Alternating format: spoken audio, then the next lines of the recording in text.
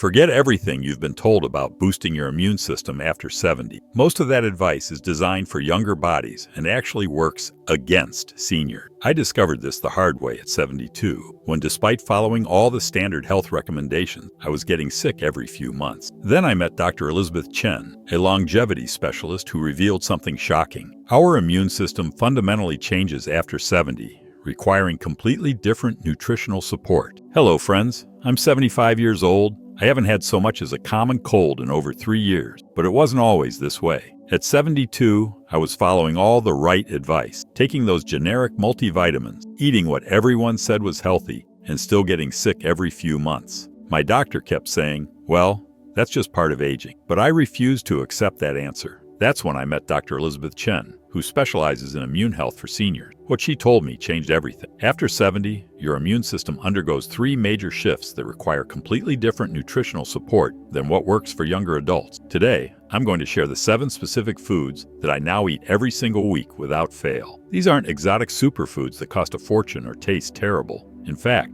the most powerful one was sitting in my pantry all along. I was just preparing it all wrong. I'll show you exactly what to eat, when to eat it, and the simple preparation methods that preserve the immune-supporting compounds most seniors accidentally destroy during cooking. So grab a pen and paper, because these 7 foods could be the difference between spending your golden years enjoying life or being stuck in bed with one illness after another. Food number 1, fermented vegetables. The first food might surprise you, fermented vegetables. Now, before you wrinkle your nose, hear me out. After 70, our gut microbiome undergoes significant changes, and these changes directly impact our immune response. When Dr. Chen first told me this, I was skeptical. But here's what I didn't know. 70% of our immune system is located in our gut. And after age 70, we naturally lose diversity in our gut bacteria, which makes us more vulnerable to infection. Fermented vegetables like sauerkraut, kimchi, and pickled beets contain probiotics that specifically replenish the bacterial strains seniors lose with age. But here's the critical part most people miss. You need to eat the unpasteurized versions to get the benefit. See this jar from the grocery store? It's been pasteurized, which kills all those beneficial bacteria.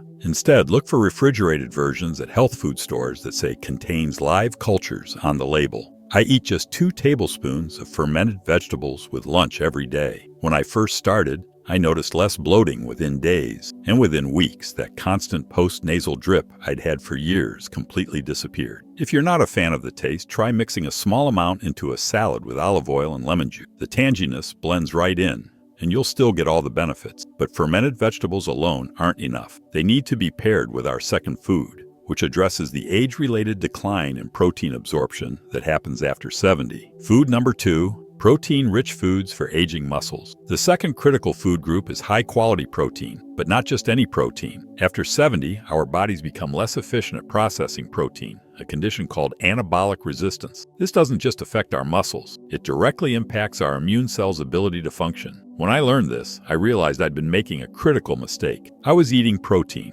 but not the right kinds or amounts for my age. Here's what works. First, eggs, particularly soft-boiled eggs. The soft yolk preserves special immune-supporting compounds called immunoglobulins that get destroyed with high heat. I eat 2 soft-boiled eggs 3 mornings a week. Second, fatty fish like salmon or sardines. These contain not just protein, but also omega-3 fatty acids that help regulate inflammation. After 70, our bodies tend toward chronic inflammation, which exhausts the immune system. I have a 4-ounce serving of wild-caught salmon twice weekly. For plant-based options, lentils and split peas have been game changers for me. They're easier to digest than beans, especially when thoroughly cooked with a bay leaf or piece of kombu seaweed. The key insight Dr. Chen shared was that seniors need to spread protein intake throughout the day rather than consuming it all at dinner like most of us do. I now aim for at least 30 grams of protein at each meal. Since making this change, I've maintained my muscle strength, which directly supports immune function. My doctor was shocked at my last physical when my blood work showed immune markers typical of someone decades younger. Now,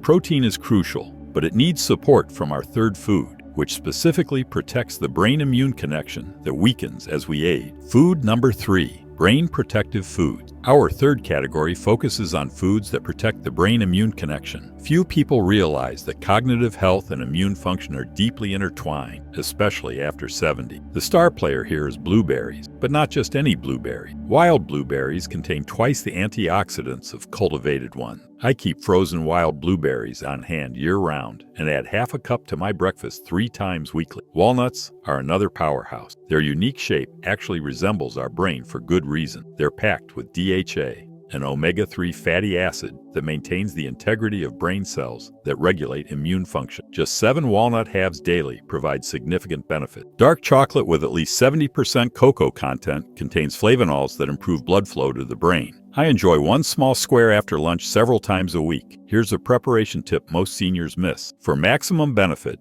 pair these foods with a small amount of healthy fat. The fat-soluble nutrients are better absorbed this way. I add a teaspoon of almond butter to my blueberries or have my dark chocolate with avocado. When I started incorporating these foods regularly, I noticed my memory became sharper and I was able to recall names and details more easily. But more surprisingly, those seasonal allergies I'd developed in my 60s, they became much less severe. These brain-protective foods work even better when combined with our 4th category, which specifically targets the inflammation that makes joint pain worse and weakens immunity after 70. Food number 4. Anti-inflammatory options. Our 4th category addresses one of the biggest challenges for seniors: inflammation. After 70, our bodies naturally produce more inflammatory compounds and fewer anti-inflammatory ones. This inflammaging process doesn't just cause joint pain, it directly suppresses immune function. The superstar here is turmeric, but with an important caveat. Most seniors take turmeric supplements that are poorly absorbed. Instead, I use fresh turmeric root combined with black pepper and a healthy fat. This combination increases absorption by up to 2,000%. I make what's called golden milk